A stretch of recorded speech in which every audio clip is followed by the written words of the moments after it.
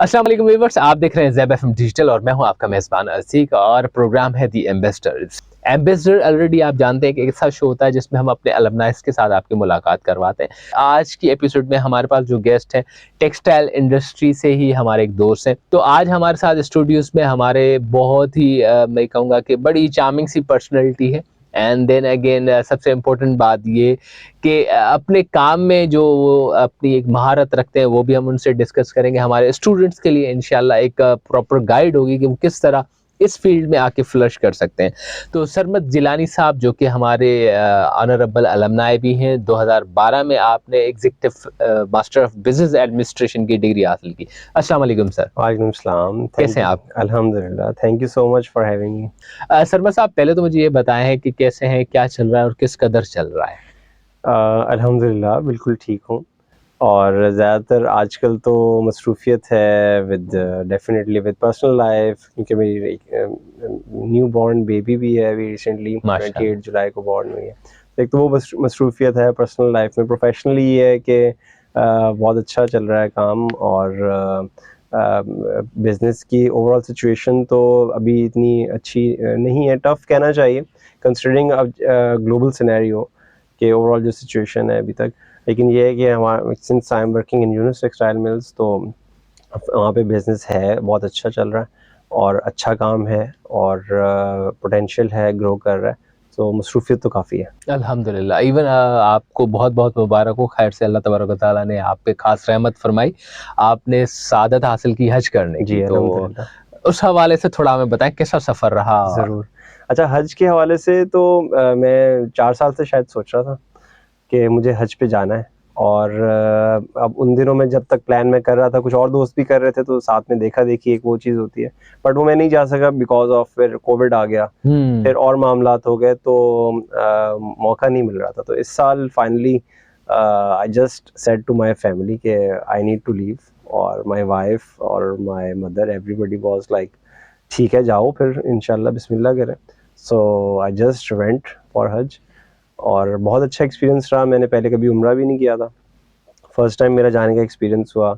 बहुत कुछ सीखने को मिला और ये भी समझ आया कि नमाज और कुरान से ज़्यादा भी बहुत कुछ है जो प्रैक्टिसेस आपको करनी है, और जो हरम का एक जो सुनते हैं वो वाकई में उसी तरह से पाया, और मदीना मुनव्वरा भी इसी तरह से। तो अल्हम्दुलिल्लाह मेरा शॉर्ट ट्रिप था लेकिन बहुत अच्छा रहा, बहुत सीखने को मिला, और जिसे कहना चाहिए कि आपकी रूह तरोताज़ा जैसे हो जाती है, बिल्कुल अल्हम्दुलिल्लाह। एग्ज़ैक्टली वो आई लिटरली फेल्ट इट।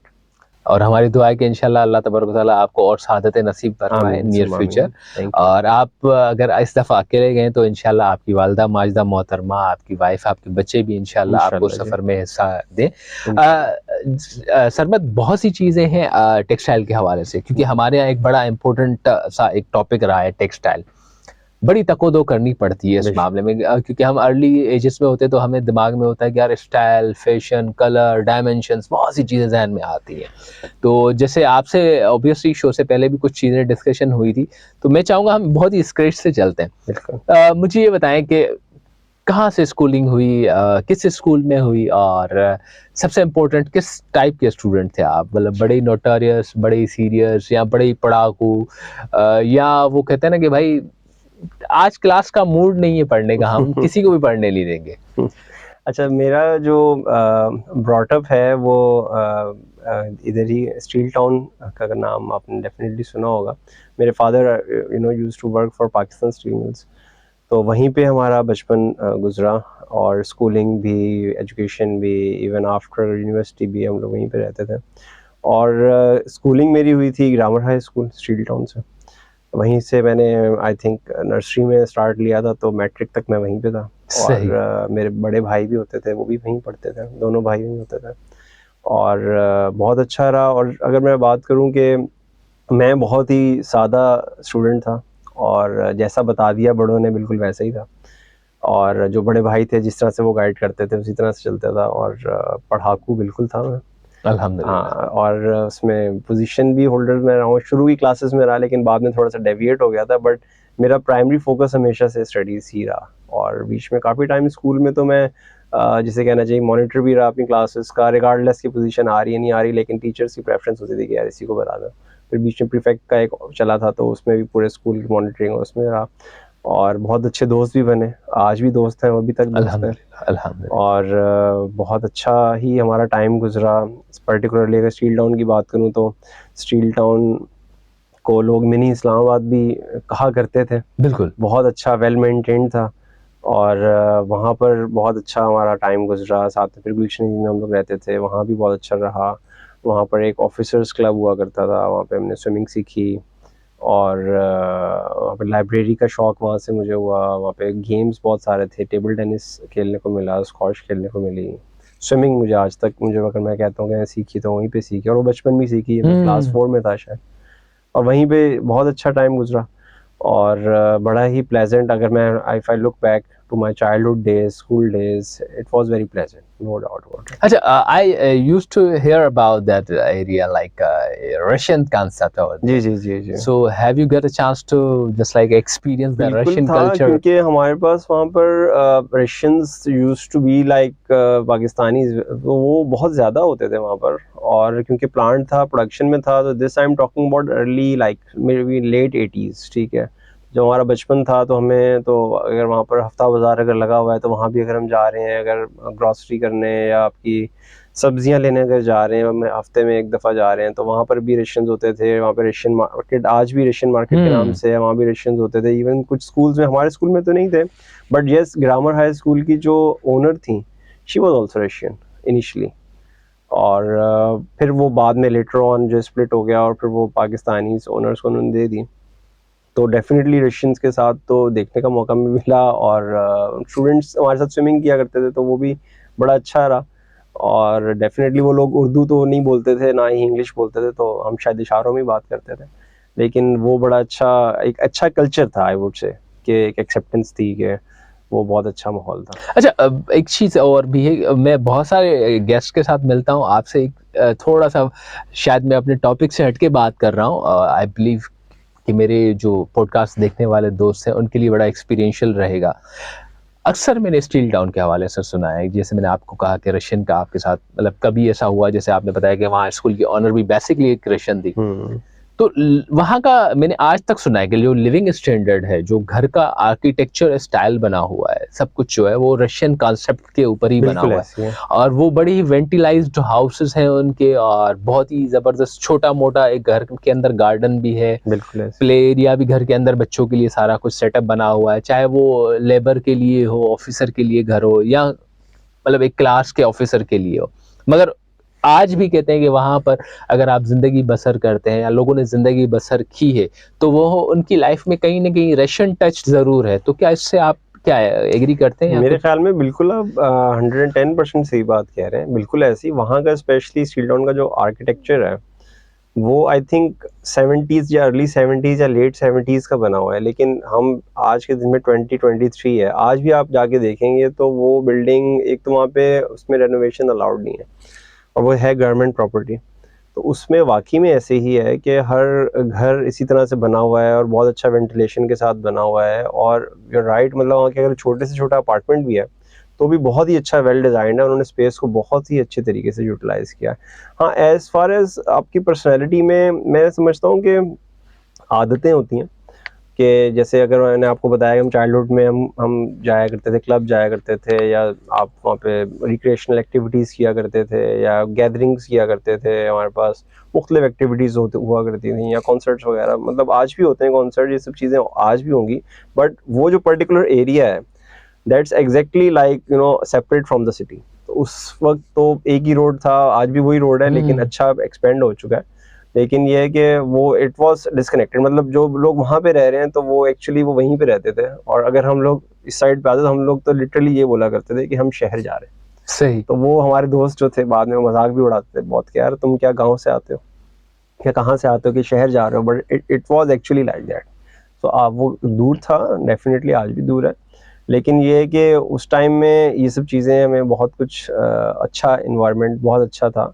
और वो पाकिस्तान स्टील मिल्स का वी आर थैंकफुल कि इतनी अच्छी हमें ज़िंदगी गुजारने का मौका मिला, और हमें हमारे पेरेंट्स को किसी भी चीज़ की कोई फ़िक्र नहीं होती थी, कोई सिक्योरिटी की, किसी भी चीज़ की। तो बहुत ही अच्छा हमारा जो है ना बचपन का टाइम और गुजरा। सबसे बड़ी बात है कि कराची में जहाँ पर खारा पानी होता है वहाँ आप बेशक, इस्लामाबाद की ज़िंदगी गुज़ार रहे बेशक। थे, मीठी पानी वाली मीठा ज़िंदगी। पानी हर वक़्त 24 आवर्स जो है वो light, there was no issue of security and all. तो बहुत ही अच्छा टाइम गुजरा वहाँ पे। अल्हम्दुलिल्लाह, और उम्मीद है कि अल्लाह तबारक व तआला आपके लिए आगे भी बहुत आसानियाँ रखे ज़िंदगी में। सरवद, ऑब्वियसली चाइल्डहुड की बहुत सारी चीज़ें होती हैं। कभी इत्तेफ़ाक से, मतलब जस्ट लाइक आप प्रीफेक्ट भी रहे, बहुत सारी अचीवमेंट्स भी आपने ज़िंदगी में ली, एंड समव्हाट आपने एक बात कही कि you used to be recommended from difficulties over there. So I would love to know कि 14 अगस्त कैसे गुजारते थे? कभी डिबेट कंपटीशन हुआ हो या कभी कोई स्पीच देने का मौका मिला हो? मुझे तो याद है वहाँ पर कैडेट कॉलेज भी है, कभी बिल्कुल। कैडेट का इत्तेफाक हुआ हो या इस तरह के, भाई आप वहाँ कैडेट की क्योंकि मेरा इत्तेफाक ऐसे ही हुआ था कि मेरे एक दोस्त से कैडेट कॉलेज में पढ़ते थे, तो 14 अगस्त को मैं गया था, तो वहाँ पर परेड होती है जी, जी, 14 बिल्कुल, अगस्त को, बिल्कुल। पूरा एक बिल्कुल सेटअप बना हुआ होता ऑर्गनाइज़्ड है। होती है, हाँ। हाँ, तो वो देखने का मुझे बड़ा मज़ा आया, और फर्स्ट टाइम मैंने देखी थी, तो मुझे लगा कि यार वाक़ई कोई जैसे पाकिस्तान आर्मी के लोग हैं और वो सारा जी, जी, प्रोसेस कर रहे बिल्कुल हैं, ऐसे एंड ही। हाथ में तलवार पकड़ के पूरा सैल्यूट ये वो सारा कुछ चल रहा बिल्कुल वैसे ही। है, एंड फ्लैग सेरेमनी हुई, तो बड़ा ही एक कंड्यूसिव और बहुत ही इंटरेस्टिंग सॉर्ट ऑफ, मतलब मिक्स फीलिंग्स थी उस वक़्त मेरी। तो कहीं न कहीं मुझे स्टील टाउन की वो चीज़ें याद आ रही, तभी मैं आपसे डिस्कस भी कर रहा हूँ। तो आपने 14th अगस्त कभी कैसे गुज़ारा हो, और कोई टीचर्स ऐसे जिन्होंने आपको स्पीच के लिए तैयार किया हो, या किसी डिबेट के लिए तैयार किया हो, या आप वहीं पे कोई गलती कर रहे हैं तो दूसरे टीचर ने आपको डाँटा, मैं तुम्हें समझा रहा हूँ या समझा रही हैं, तुम्हें समझ में क्यों नहीं आ रहा? या किसी टीचर ने बहुत एप्रिशिएट किया, नहीं यार you did something like awesome. अच्छा देखिए इसमें अगर मैं बात करूँ डिबेट की या स्पीच की, वो मुझे इतना मौका शायद नहीं मिला, लेकिन ये ज़रूर था कि जो असेंबली होती थी डेली बेसिस पे, जितनी भी असेंबली थी उसकी caution I used to give. ठीक है, पहले मेरे बड़े भाई थे वो करते थे, तो उनके देखा देखी I used to do the same. और उसमें जो किरत होती थी वो भी मैं मतलब रेगुलरली, अगर हफ्ते में एक दफ़ा नहीं तो 2 या 3 दफ़ा मेरी टर्न आ ही जाती थी, और वो रेगुलरली मैं किया करता था। उसके अलावा स्पोर्ट्स का मुझे बहुत था। तो जो इस तरह के इवेंट्स होते थे, स्पेशली 14 अगस्त हो गया या बाकी इवेंट्स हो गए, उसमें हमारे पास स्पोर्ट्स के इवेंट्स हुआ करते थे। तो I was very much into sports, cricket particularly. तो क्रिकेट में मुझे बहुत ज़्यादा इंटरेस्ट था। उसके टूर्नामेंट जितने होते थे वो हमने ज़रूर खेले, स्कूल की तरफ से, दूसरे स्कूल से भी होते थे कंपटीशन, उसके अंदर भी ट्रॉफीज़ वगैरह थी, but it was actually a team effort. तो वो बिल्कुल हुआ, वो इवेंट्स रहे। हाँ, डिबेट वगैरह में या स्पीच वगैरह में I think I used to be nervous into it. तो वो बाद में फिर जब यूनिवर्सिटी लेवल में पहुंचे तो वो थोड़ा-सा हुँ। कॉन्फिडेंस डेवलप हुआ। तो थोड़ा-सा जब स्कूल लाइफ थी तो उसमें थोड़ा-सा मुझे लगता है कि मेरे अंदर थोड़ा-सा जो है ना वो शायद फ़ियर था। लेकिन बाकी एक्टिविटीज़ में I was very much into it. That's तो वो ग्रेट। बहुत अच्छा रहा। अच्छा, ऑब्वियसली आप इंजीनियर हैं, तो आपका मतलब ये एकदम से क्या ऐसा आपको ख़्याल आया कि आप टेक्सटाइल या फ़ैशन की फ़ील्ड में जाएँ? अच्छा देखिए, जैसे कि हमारा जो फैमिली बैकग्राउंड है ना, दैट्स फ्रॉम फैसलाबाद। अब फैसलाबाद में जितने भी बिज़नेसेस हैं, दैट्स ऑल अराउंड टेक्सटाइल्स। अब जब टेक्सटाइल्स की बात हो रही है तो वो एक हमारे पेरेंट्स की तरफ से था कि यार बच्चों को इसी में टेक्सटाइल में ही कुछ ना कुछ करना चाहिए। तो वो वही हुआ कि पहले मेरे बड़े भाई थे वो टेक्सटाइल में गए, दूसरे भाई डिज़ाइन में गए, मेरा भी टेक्सटाइल में। So because I was majorly the follower of whatever my siblings are doing. जो भैया करेंगे जो वो वो। कर रहा है वो उन दोनों में, तो मुझे था कि मैं दोनों जो बड़े भाई है सब वो स्प्लिट पर्सनैलिटी, थोड़ा सा डिफरेंट पर्सनैलिटीज़ थी, तो मुझे लगता था कि शायद उनकी जो दोनों की वो है ना, मैं वो कवर कर लूँ कि वो दोनों जो कर रहे हैं मैं वो कवर कर सकूँ। So I was into textiles again. I tried कि मैं कुछ और डिसिप्लिन में करूँ ट्राई, लेकिन शायद वहाँ पर होना नहीं था या इंटरेस्ट नहीं था, हुँ। But actually happened to be in textiles. तो वो जब मैंने स्टार्ट किया, और मुझे ये, लेकिन ये था कि मैं कुछ भी करूँगा तो मैं कर लूँगा। ऐसा नहीं था कि कुछ अनयूजुअल है, मुझे अपने ऊपर ये था कि एक कॉन्फिडेंस जिसे कहते हैं, इतना मैं हार्ड वर्किंग था कि मैंने एजुकेशनल बैकग्राउंड बताया कि मेरा ऐसा था कि मैं उसमें, मुझे था कि मैं जो भी करूँगा उसको मैं I will be successful into it, या मैं कर लूँगा आराम से। और यही एम्बिशन लेके मैं टेक्सटाइल्स में जब गया, तो टेक्सटाइल्स में बहुत ही अच्छा हमें सीखने को मिला, यूनिवर्सिटी से बहुत अच्छा हमें पढ़ने को मिला। प्रैक्टिकल जो उसकी वर्किंग होती है, या प्रैक्टिकलिटी जो आप इंडस्ट्री में इंटर्नशिप्स वगैरह होती हैं उसमें बहुत सीखने को मिला। शुरू में ज़रूर आपको इंडस्ट्री में जब जाते हैं, जब आप फ्रेशली ग्रेजुएट होके जब इंडस्ट्री में जाते हैं, कोई भी इंडस्ट्री हो, आपको मार तो लगती है, and I think fresh graduates को ना have to be prepared for it, कि आपको थोड़ा सा समझ आएगी, थोड़ा सा बिल्कुल। टाइम लगेगा, क्योंकि it takes time to adjust into the professional environment. तो जो एक स्टूडेंट का बैकग्राउंड होता है वो डिफरेंट होता है, वो it's all about white collar thing, कि सब अच्छा है, सब अच्छा है, ठीक है, बट एक्चुअली जब आप प्रोफेशनल फील्ड में एंटर होते हैं then you get to know के मामलात क्या हैं, किस तरह से हैं, और ये प्रोफेशनल लर्निंग क्या होती है, प्रोफेशनल एनवायरनमेंट क्या होता है, लोगों से कैसे डील करते हैं, बात कैसे की जाए, काम किस तरह से निकलवाना होता है या करना होता है, या डेलीगेट करना होता है, या लीड कैसे करना है अगर आपने टीम को, या इंटरेक्ट कैसे करते हैं। तो ये बहुत सारी चीज़ें सीखने को मिली। कुछ डेफिनेटली इंजीनियरिंग डिग्री के साथ साथ जो प्रोफेशनल उसकी क्वालिफिकेशन थी उसके पर्सपेक्टिव से, कुछ डेफिनेटली जब इंडस्ट्री में एंटर हुए तो उसके पर्सपेक्टिव से। सही। अच्छा, ऑब्वियसली एक फील्ड, जैसे आपने कहा कि आपको यकीन तो हो गया कि भाई आप कर लेंगे, सारा चीज़ हो गया, एंड देन अगेन जो बड़े भैया करेंगे वो छोटे भैया करेंगे। और आपके ऊपर तो 2 बड़े भैया थे, तो आपके ऊपर ज़िम्मेदारी ज़्यादा आयद हो गई कि दोनों को आपने मतलब दोनों की लेगेसी को लेके चलना बिल्कुल है। ऐसे। अच्छा, अब एक चीज़ मुझे ये बताएँ कि उसके बाद बिज़नेस मैनेजमेंट में आने का इत्तेफ़ाक कैसे हुआ? अच्छा, जब मैंने इंजीनियरिंग की थी ना, तो आई ऑलवेज फेल्ट इनकम्प्लीट, कि मुझे अगर ग्रो करना है इंजीनियरिंग तो ठीक है, कर ली, ठीक है, but I always felt incomplete. जब मैं अपनी फर्स्ट जॉब भी कर रहा था तो I started my career from Mohammad Farooq Textile. तो उस ज़माने में भी मुझे था कि मुझे एमबीए तो करना है। अब करना है किस स्कूल से करना है, कैसे करना है, क्योंकि उस वक्त तो I used to work in a factory, so I rarely get a day off कि मैं किस तरह से मैनेज करूँ, क्योंकि मुझे एजुकेशन भी करनी थी और साथ में जॉब भी कंटिन्यू करनी थी। तो वो मुझे ऑप्शन जो है ना सच कुछ समझ आ नहीं रहा था, या हिम्मत नहीं बन रही थी। 3-4 साल मुझे लगे उस चीज़ को अपने आप को प्रोफेशनल लाइफ में एंटर होके उसको कोप अप करने में, but I made a somewhere कि मुझे एमबीए तो करना है। सही। और जब एमबीए की बात हुई तो फिर definitely I evaluated multiple schools, but SZABIST when I explored और जब विजिट हुआ तो ज़ेबिस्ट डेफिनेटली वाज डिफरेंट। और एक्चुअली जो ज़ेबिस्ट जिस लोकेशन में है ना, तो it actually reminds me of Steel Town as well. तो एक वो वाली टच भी था, प्लस एक बिल्डिंग मुझे बहुत इसमें अच्छा लगा, सारे मामला जो थे वो बहुत अच्छे थे, यहाँ पे ऑप्शंस बहुत सारे थे। बट येस, मुझे करना एग्जीक्यूटिव में ही था, एग्जीक्यूटिव एमबीए वीकेंड प्लान जो होता है उसी के अंदर करना था। But when I moved into corporate side, Walmart में जब मैंने जॉब स्टार्ट की तो वहाँ पर आई got a little bit time of on weekends, तो देन आई स्टार्टेड एमबीए। और वो ऑफिस से करीब था ज़ेबिस्ट, डेफिनेटली एक वो भी एक वजह थी। यहाँ से मेरे कुछ सीनियर्स थे जिन्होंने किया हुआ था, they definitely recommended, and then I started MBA from executive MBA from SZABIST अच्छा, बैक इन द। वॉलमार्ट से पहले आपने शायद 2 या 3 जी, जी। कंपनीज़ में काम किया, जी, और फिर आप वॉलमार्ट में जी, आए। जी। तो I would love to know कि पाकिस्तानी स्टैंडर्ड बेस्ट कंपनीज़, और जैसे आपने भी खुद कहा कि वॉलमार्ट में आपको टाइम मिल जाता था। उससे पहले आपने कहा कि बहुत जी, सोचना भी था कि भई ये सब चीज़ें करनी है, बट हाउ?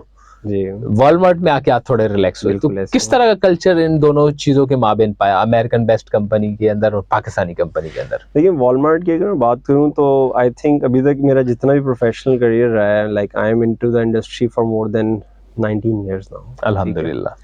और उसमें Walmart I would still say कि बहुत अच्छी कंपनी, और आज के दिन में भी फॉर्च्यून 500 कंपनीज में है वो। आई वुड से कि मेरे करियर में तो नंबर 1 है, ठीक है? और डेफिनेटली यूएस बेस्ड फर्म है, इट्स अ प्रॉपर कॉर्पोरेट, और उसका कल्चर बहुत स्ट्रॉन्ग है। और अगर आप जैसे ज्वाइन मैंने किया था तो it was they never asked कि आप काम क्या कर रहे हो, किस तरह से कर रहे हो। Initial 3 months 4 months it was all about culture, आप सीखें क्या काम करना है, किस तरह से करना है, उनकी बेसिक वैल्यूज़ हैं। वो बेसिक वैल्यूज़ को अगर मैं ट्रांसलेट करूँ तो it is exactly what we have been taught in schools, जो हमारा इस्लाम हमें सिखाता है, जो हमारे बड़े हमें कहते हैं, बट हम करते नहीं हैं। एक्चुअली वो वही वैल्यूज़ हैं जिसमें रिस्पेक्ट फॉर द इंडिविजुअल एक है, स्ट्राइव फॉर एक्सीलेंस है, ठीक है? तो रिस्पेक्ट फॉर द इंडिविजुअल की अगर बात करूँ, सबसे बेस्ट पसंद मुझे वही थी कि आपने अगला कोई भी इंसान है रिगार्डलेस का उसका क्या डेजिग्नेशन है या वो कहाँ बैठा है, you have to be respectful. Indeed. हम जी कहते हैं कि respect is give and take, obviously it is, but you need to be respectful. अगर आप किसी अपने एम्प्लॉई को, अपने किसी सबऑर्डिनेट को, वो सबऑर्डिनेट भी नहीं कहते, वो कहते हैं एसोसिएट। Associate means partner.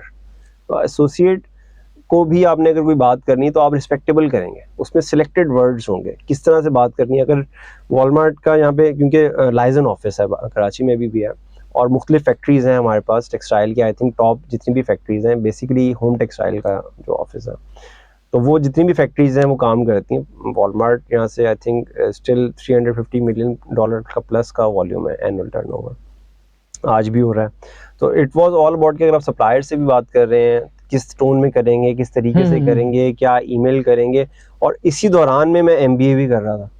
अब वो एमबीए में जितनी मैं एजुकेशन सीख रहा था या मैं जितना कुछ सीख रहा था, प्रोफेशनलिज्म में सीख रहा था, वो एक्चुअली जो वॉलमार्ट और ज़ेबिस्ट का जो कॉम्बिनेशन था ना, इट रियली हेल्प मी। क्योंकि I used to live in Hadeed at that time, so all 7 days coming to Clifton, you can understand. Yes. Okay, so it was like 100 kilometers drive for me daily, on daily basis for 2 years. If I would love to correct, 110 kilometers. 110 kilometers exactly. ठीक है, so I used to take actually Kurangi route, so it was a little bit come, तो वो एक था factor, but actually I did. और ये जो इस तरह का जो इन्वायरमेंट बना, जो इस तरह की चीज़ एक क्रिएट हुई, उसने एक चीज़ मुझे ज़रूर सिखाई कि आप इंसान के अंदर इतनी काबिलियत है कि वो मल्टीपल काम कर सकता है। बिल्कुल। और हम बाज़ औक़ात अपनी कंफर्ट जोन में चले जाते हैं कि नहीं यार दूर है, मुश्किल है, बट एक्चुअली अगर आप उसको अटेम्प्ट करेंगे ना, जो एक्चुअली आपको शुरू में शायद मुश्किल लगेगा, क्योंकि शुरू में अगर संडेज को मुझे आना पड़ता तो actually it was very much जारे की दिन तो है उसमें भी बहुत बोरियत होती थी या उठने का दिल ही नहीं होता। लेकिन आई थिंक मुझे अपने फ्रेंड्स को मेंशन करना नहीं भूलना चाहिए, जो मुझे फ्रेंड्स मिले ज़ेबिस्ट में होते हुए, वो बहुत ही अच्छे फ्रेंड्स मिले। In fact my wife is also from SZABIST, we were in the same class, माशाल्लाह। तो वो एक बहुत अच्छा रहा। और साथ में वो देन एक्चुअली इट हैपेंड के इट वाज लाइक यार it was more, I was more into it, कि यार मुझे मज़ा आता था करने में। तो वो 2 साल जो गुजरे वो मुझे पता नहीं चला कि कहाँ गया। तो लिटरली मेरा 4 years degree, textile degree was different ball game, different area, सब कुछ डिफरेंट था। MBA was totally different. तो इट वाज मोर इनटू के how to be more into polishing your management skills. और मैंने बताया वॉलमार्ट के साथ जो कॉम्बिनेशन था वो बहुत अच्छा रहा, सीखने को मिला और उसको इम्प्लीमेंट करने का मौका मिला। जितने questions I used to ask in the class, it was all about कि प्रोफेशनली हम कैसे डील करें लोगों से। तो हमारी ब्रांड मैनेजमेंट के कोर्सेज थे, वो बहुत अच्छा रहा। हमारे कम्युनिकेशन का एक बहुत अच्छे मंसूर अली खान साहब थे, वो बहुत अच्छा रहा वो कोर्स, और बहुत कुछ सीखने को मिला। Particularly accounts, I never got a chance to since I was engineer. तो वो मुझे खैर I was a weak student in accounts, but उसमें मुझे अंडरस्टैंडिंग्स तो डेवलप हुई, आपके कॉन्सेप्ट्स क्लियर हुए, डेफिनेटली डेवलप हुई, और बहुत अच्छा मुझे उसमें पर्सपेक्टिव सीखने को मौका मिला। अच्छा, वॉलमार्ट के बाद आप अगेन पाकिस्तानी कल्चर में आए, तो फिर कैसा फील हुआ? अच्छा देखिए, मैंने 8 साल लगाए वॉलमार्ट में, ऑलमोस्ट 8 years मैंने काम किया, मुख्तलिफ एरियाज़ में वहाँ पे काम किया। उसके बाद I got a chance to work for Khadi, considering Walmart a top retailer for US, Khadi is a top retailer for Pakistan. ठीक है, women's wear का top retailer है। I was head of quality for 3 years. बहुत अच्छा experience रहा, और I think Khadi भी बहुत अच्छी कंपनी है, considering Pakistani environment, considering economical conditions, और उस environment में Khadi जिस तरह से operate कर रहा है, जिस तरह से grow कर रहा है on consecutive every year, it's marvelous. And I think dedication उसमें सबसे ज़्यादा जो उनके ओनर हैं शमून सुल्तान साहब, उनकी है। और उनको देखते देखते ही जितनी भी वहाँ पे टीम है वो उसी तरह से बहुत हार्ड वर्क करती है। और डेफिनेटली वो culture, it was different, it was a definitely different level के सप्लायर्स थे। It was not easy to adjust coming from corporate to the culture, but उसमें ये ज़रूर था कि क्योंकि going from a factory to corporate back to local retail, तो वो बहुत अच्छा एक कॉम्बिनेशन मुझे मिल गया। प्लस ये कि I was majorly into home textile side, so I learned about apparel being in Khaadi. So Khaadi really help me to understand कि व्हाट इज़ अपैरल, और किस तरह से काम होता है, लोकल बिजनेस ऑपरेट कैसे होता है, वो सप्लायर्स कैसे काम करते हैं। We need to take care of suppliers anyways, कि जो भी आपके बिजनेस पार्टनर्स हैं, we had to make sure कि यार it is a win win situation for both of us. It's not like अगर हम रिटेलर हैं, हम कस्टमर हैं, तो हम सप्लायर को कुछ भी ना समझें। और उसके साथ क्योंकि I was majorly into quality side, quality में या तो यस है या तो नो है, there is no in between. सही। So you need to balance the equation in a way कि आपका भी नुकसान नहीं हो और सप्लायर का नुकसान भी हो। At the same time you need to develop your suppliers, कि आप उनको डेवलप करें, उनको साथ लेकर चलें। उनसे प्रोडक्ट तो बनानी है आपने, तो किस तरह से लेकर चलें, कंपटीशन क्रिएट करें, तो कंपटीशन क्रिएट करके सप्लायर्स पर they come up with better ideas. तो ये बहुत अच्छा रहा। I was heading the whole department quality over there. मुझे मुख्तलिफ प्रोडक्ट्स करने का मौका मिला, जिसमें परफ्यूम्स भी थे, इसमें लेदर बैग्स भी थे, जिसमें अनस्टिच्ड सूट्स भी थे, इसमें गारमेंट अपैरल भी था, और उसमें कुछ ब्यूटी की प्रोडक्ट्स भी लॉन्च हुई थी। तो डेफिनेटली बेसिक्स थी मेरी, बट उसी को हम कैच ऑन करते गए, तो बहुत अच्छा रहा एक्सपीरियंस। नो डाउट खादी का पोर्टफोलियो इस मामले में काफ़ी बहुत अच्छा। एक्सटेंडिव है कंपैरेटिव टू अदर ब्रांड्स, और समवॉट हम ये टच जे डॉट के अंदर भी देख रहे हैं, बिल्कुल वो भी ऐसी अपनी है। लाइन ऑफ एक्सटेंशंस को बढ़ा रहे हैं, उनके पास भी डिफरेंट वेरिएंट्स और डिफरेंट बिल्कुल ऐसी प्रोडक्ट्स है। आ रही हैं। जी। अच्छा, इसके बाद आप आ गए यूनिस जी टेक्सटाइल्स के सर। अंदर, and then again quality and assurance. तो जी। मैं अभी आपसे ये पूछना चाहूँगा कि जो हमारे यहाँ एक कॉन्सेप्ट पाया जाता है कि पाकिस्तान की इकोनॉमी में बहुत अच्छा कंट्रीब्यूशन दे रहा होता है टेक्सटाइल, और टेक्सटाइल की वजह से पाकिस्तान की एक रेपुटेशन है इंटरनेशनली, ये जैसे हम इन अदर वर्ड्स ये कह सकते हैं कि भाई लेदर टेक्सटाइल और जो हमारी सर्जिकल इंस्ट्रूमेंट्स वगैरह हैं उसकी वजह से पाकिस्तान एक नाम रखता है। बेशक।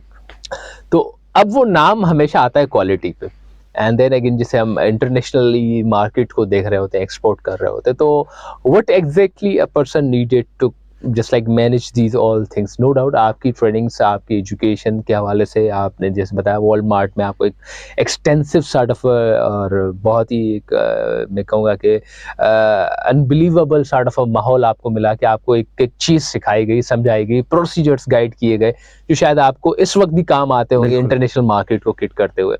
तो आप कैसे समझते हैं कि जैसे लोकल, क्योंकि हमारे यहाँ आज भी वो कहीं ना कहीं मैं टेक्सटाइल में आना जाना होता है तो मैं देखता हूँ आज भी वही उस्ताद वाला माइंड है, उस्ताद मशीन को ये मामला वो मामला, कटिंग वटिंग, क्योंकि समवॉट अभी तक हमारे यहाँ जो टेक्सटाइल की एजुकेशन इतनी सस्ती नहीं है कि आम इंसान उसको एक्सेस कर सके।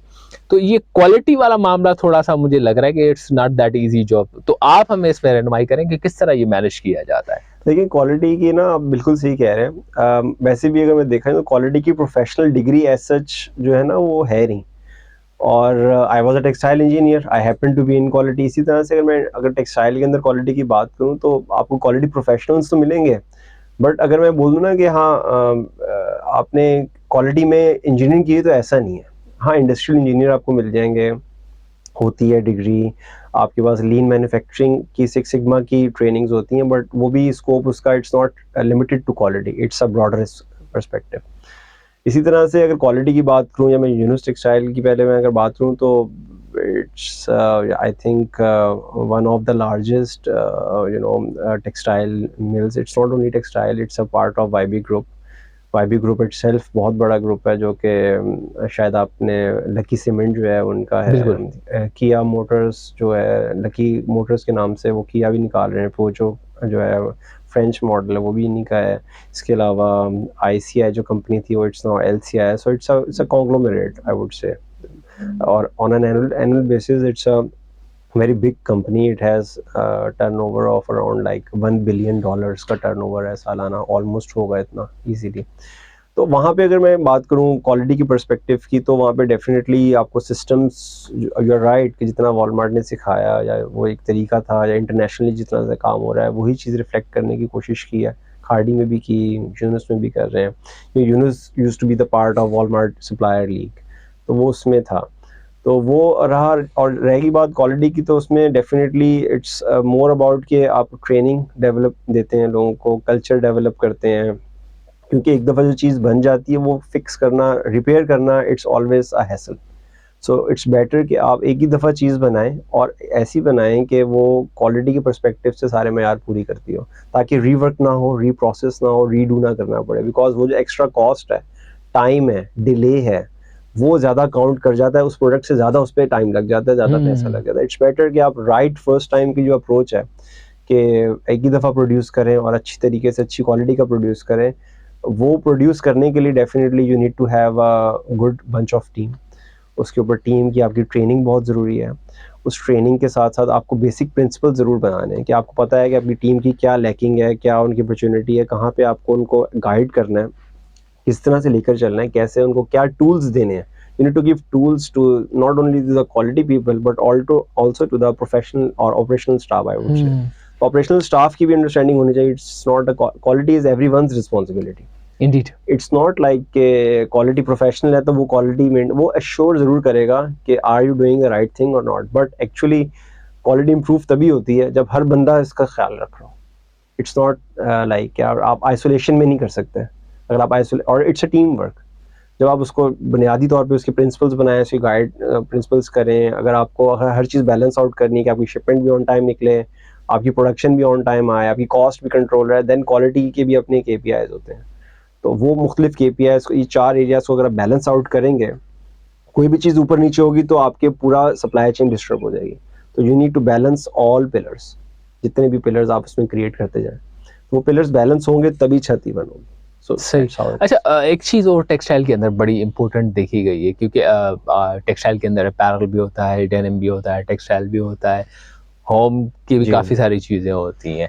एंड देन अगेन सबसे बड़ा प्रॉब्लम जो मैंने अक्सर लोगों से सुना है, वो आपसे भी डिस्कस करना चाहूँगा कि जो इंटरनेशनल मार्केट में डिज़ाइनर्स होते हैं, उनकी रिक्वायरमेंट हमारे कल्चर और उनके कल्चर में काफ़ी सारी चीज़ें होती हैं, और कल्चरल एक्सचेंज डिज़ाइनर के लिए सबसे बड़ा एक हेक्टिक प्रोसेस होता है, और उसमें सबसे ज़्यादा जो आप लोग जो स्पेशली क्वालिटी वाले हैं उनको फेस करना पड़ता है मर्चेंडाइजिंग और सेल्स डिपार्टमेंट वालों की रिक्वायरमेंट्स, बिल्कुल। क्योंकि उसी रिक्वायरमेंट्स को देखते हुए आपको एश्योरेंस करनी होती है कि क्लाइंट को जो चीज़ चाहिए।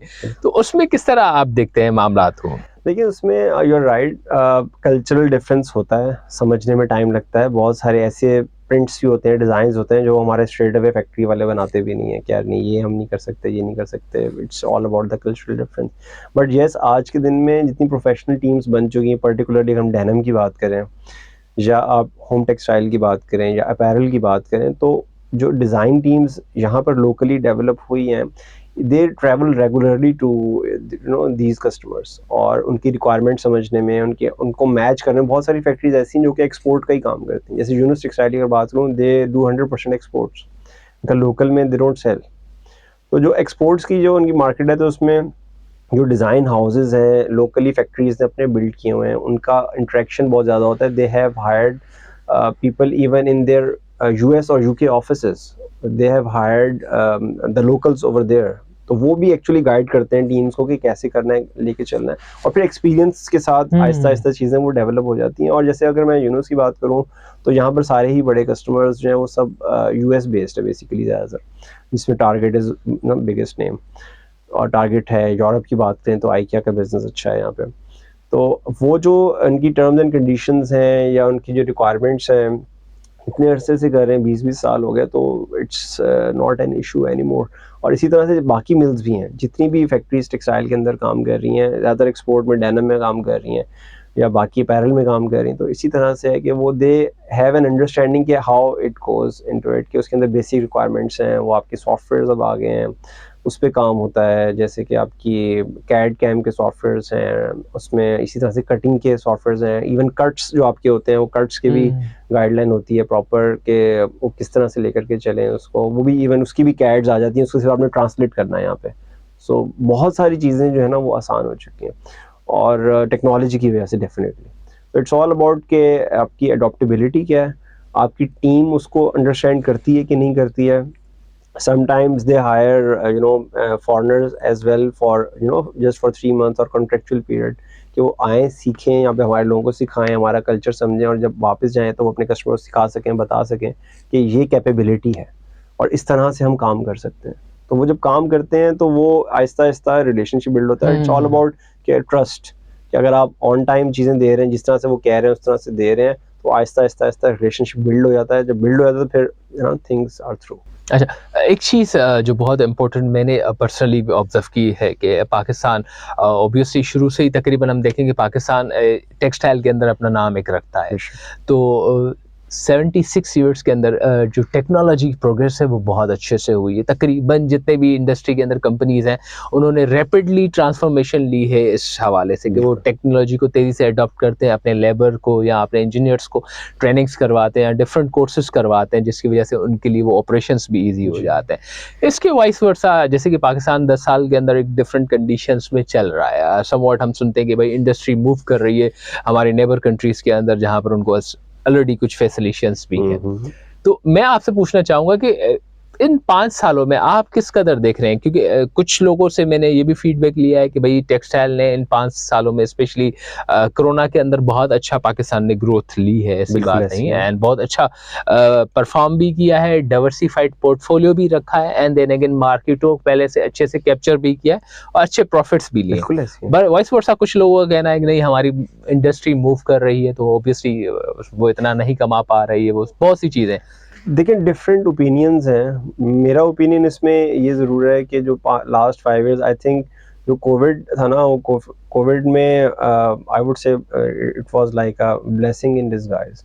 वो था, पूरी दुनिया बंद थी और कोई फैक्ट्री नहीं चल रही थी, बट आई थिंक यहाँ पे आर टेक्सटाइल मिल्स और कुछ इदारों को बंद नहीं होने दिया था हुकूमत ने, obviously following all the SOPs, और उसमें जो प्रोडक्शन हुई है वो सरप्लस हुई है, नो डाउट अबाउट इट। आज भी अगर हम कोविड डेज़ की प्रोडक्शन देखें या प्री कोविड डेज़ या पोस्ट कोविड डेज़ से कंपैरिजन करें, तो वो प्रोडक्शन और वो जो profitability across in textiles I am talking about, I am not talking about denim, particularly in home textiles, it was marvelous. Like it was double the amount, almost double या almost 1.5 जो उनका business volume था वो गया। अब उसकी वजह एक तो ये थी कि एक्चुअल रीजनिंग ये थी कि उसकी सरप्लस बाइंग थी from US and European regions, because they were not sure के what is going to happen.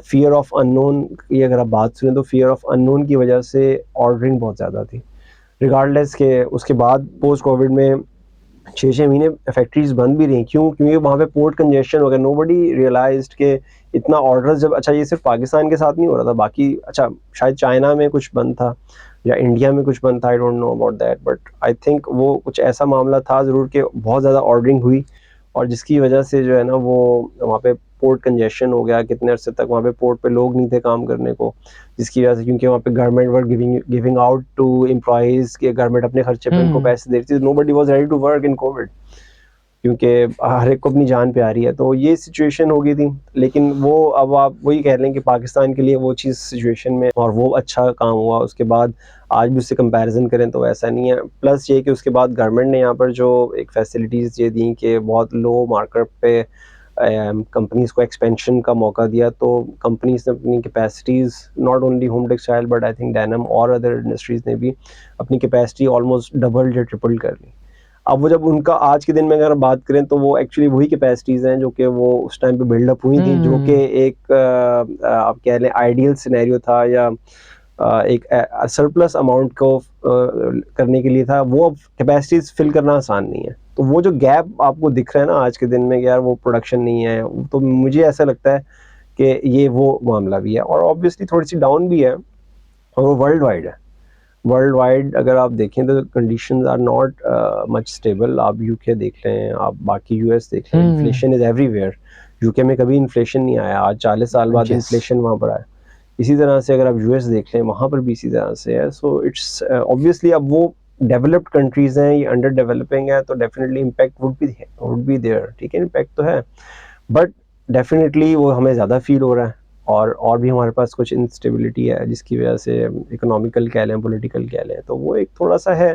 जब ये स्मूथ हो जाएगा तो I am very much hopeful कि ये this we will be back on track इंशाल्लाह। सही। अच्छा ऑब्वियसली शो का टाइम तो है मगर सवालात भी बहुत ज़्यादा हैं एंड आई विश कि आप लोगों से दोबारा भी हमारी मुलाकात हो और बहुत जल्द हो, हम इस पे और मज़ीद डिस्कशंस करें। एक चीज़ बहुत इम्पोर्टेंट जो हमारे बिज़नेस ग्रेजुएट्स हैं, अगर वो टेक्सटाइल के अंदर स्पेशली जैसे आप ऑब्वियसली एक इंजीनियरिंग बैकग्राउंड और आपका तो मिक्स सॉर्ट ऑफ पोर्टफोलियो है, वो अगर इसकी मर्चेंडाइजिंग, क्वालिटी या सेल्स या इंटरनेशनली सेल्स के हवाले से एक्सपोर्ट्स के अंदर करियर बनाना चाहें, तो what would be your tips? Student के अंदर क्या क्वालिटीज़ होनी चाहिए या वो अपने अंदर किस चीज़ों को एडॉप्ट करना शुरू कर दें इस फील्ड में आने के लिए? देखिए ज़ेबिस्ट का सबसे अच्छा प्लस पॉइंट है ना, यहाँ पर हमें प्रोफेशनली मैनेजमेंट पर्सपेक्टिव से बहुत कुछ सीखने को है।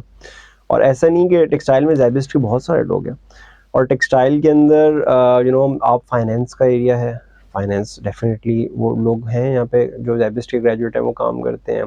Marketing is something, sales and marketing का जो एरिया है वो ऐसा एरिया है जहाँ पे ज़ेबिस्ट के स्टूडेंट्स बहुत अच्छा परफॉर्म कर सकते हैं। सप्लाई चेन के पर्सपेक्टिव से ओवरऑल मर्चेंडाइजिंग जो है वो उसमें आ सकते हैं। हाँ, क्वालिटी प्रोफेशनल की degree is different, but actually अगर किसी का शौक है तो definitely it would be like कि ऑन जॉब ट्रेनिंग जिसे कह लें, तो वो डेफिनेटली वो हो जाती है। और टेक्सटाइल के अंदर फ्रेश ग्रेजुएट्स के लिए स्पेशली, जैसे मैं पहले भी कह रहा था, कि थोड़ा सा ना अडॉप्टेबिलिटी होनी चाहिए।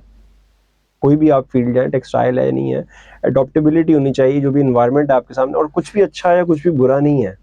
आपके इनिशियल जो 2-3 इयर्स 4 इयर्स होते हैं, वो हम्म। आपको सीखना चाहिए। उसमें आजकल असल में ऑप्शंस बहुत सारे हैं स्टूडेंट्स के पास, जिसमें आपके पास social media is one of area where आप जैसे कि वीडियोस क्रिएट करते हैं, तो आप कोई किसी भी एजुकेशनल कंटेंट है या किसी तरह का भी कंटेंट है, बिल्कुल।